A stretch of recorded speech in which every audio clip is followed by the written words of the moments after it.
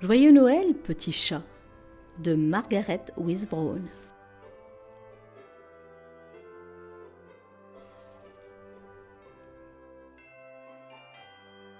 C'était la veille de Noël. Vraiment ? Est-ce qu'il neigeait ? Non.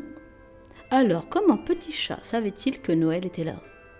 Parce que la glace teintait en se brisant à la surface de la mare. Parce que le froid lui hérissait le poil et que l'air avait la même odeur que l'année dernière. Quelle odeur ? Petit Chat pouvait-il sentir celle des sapins de Noël ? Bien sûr que oui.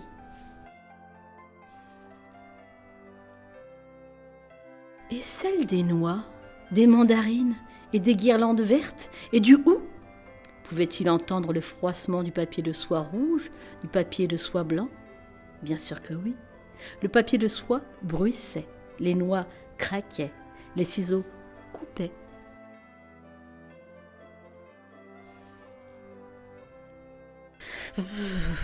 La neige ne tombait pas encore, mais le ciel était sombre et bas. Et dans le soir d'hiver, on sentait l'odeur particulière qui annonce la neige. Soudain, clic, dans les rues, en même temps, toutes les lumières s'étaient allumées. Et tandis que le ciel s'assombrissait encore, un par un, de gros flocons se mirent à voltiger. Petit Chat, entendait-il la neige ?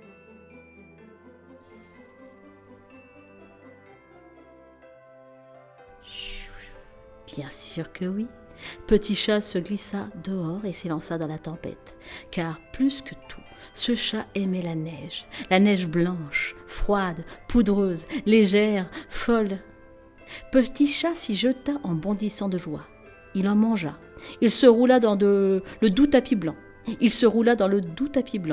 Gratta, creusa, joua. Puis, couvert de neige, il se redressa. Tout était tranquille. Rien ne bougeait.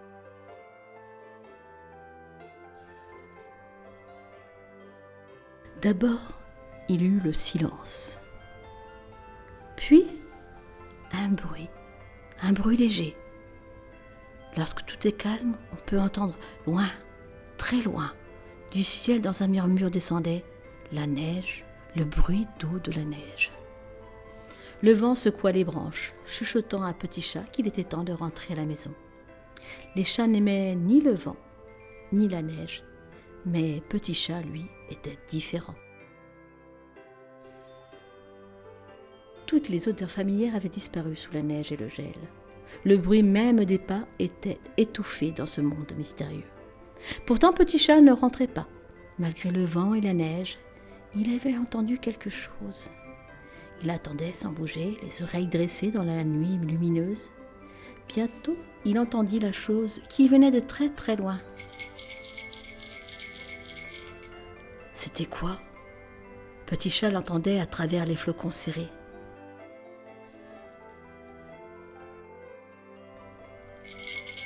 Voilà, il le voyait, le traîneau du Père Noël.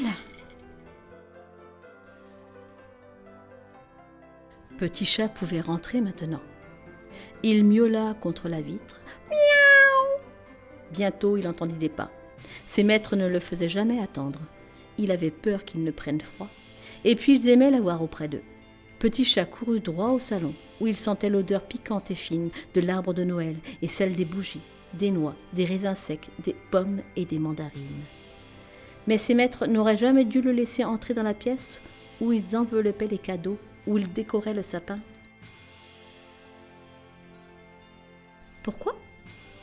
Petit Chat s'était mis à sauter sur tout ce qu'il se trouvait là. Les yeux brillants, fouettant l'air de sa queue, il attendait qu'un objet tombe pour jouer avec lui, l'écraser ou le briser. Il donnait des coups de patte aux boules colorées, déchirait le papier de soie, arrachait les rubans des paquets. Alors, on le chassa dans l'entrée et l'on referma la porte vitrée. Petit Chat, couché près de la cheminée, ronronnait. Tout à coup, il dressa les oreilles. Ces drôles de crachotements, d'éclatements. Qu'est-ce que c'était ? Le feu ? Et toujours on entendait le frôlement des flocons de neige contre la fenêtre. Il y eut un léger « pap ». Petit Chat leva la tête. Une boule tombée du sapin explosait en mille étincelles. Quelle merveille ! Soudain, tac, tac, tac, Quel était ce bruit?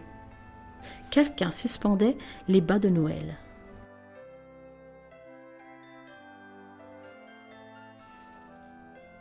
Ensuite, la porte du salon s'ouvrit.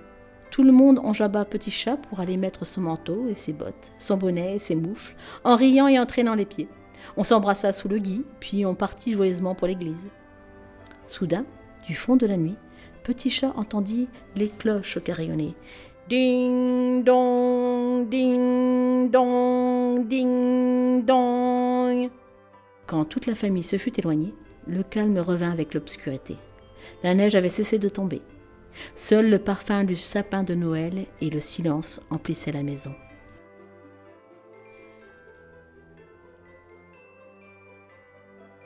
Alors, tout doucement, mais distinctement, Petit Chat entendit des pas approcher dans la nuit, de fenêtre en fenêtre, ceux des petits chanteurs de Noël. Traversant l'air tranquille, leur voix parvenait aux oreilles de Petit Chat, dans le silence blanc de la neige, le silence de la nuit, le silence des étoiles scintillant au firmament.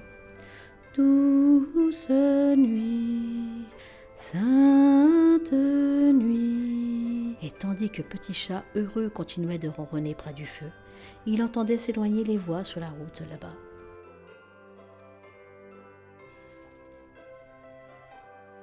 Alors il se leva et de la patte il poussa la porte du salon et s'arrêta.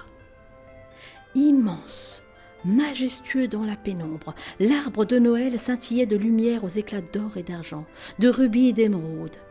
Jamais de toute sa vie de chat, il n'avait vu dans les bois un tel arbre. Joyeux Noël, Petit Chat.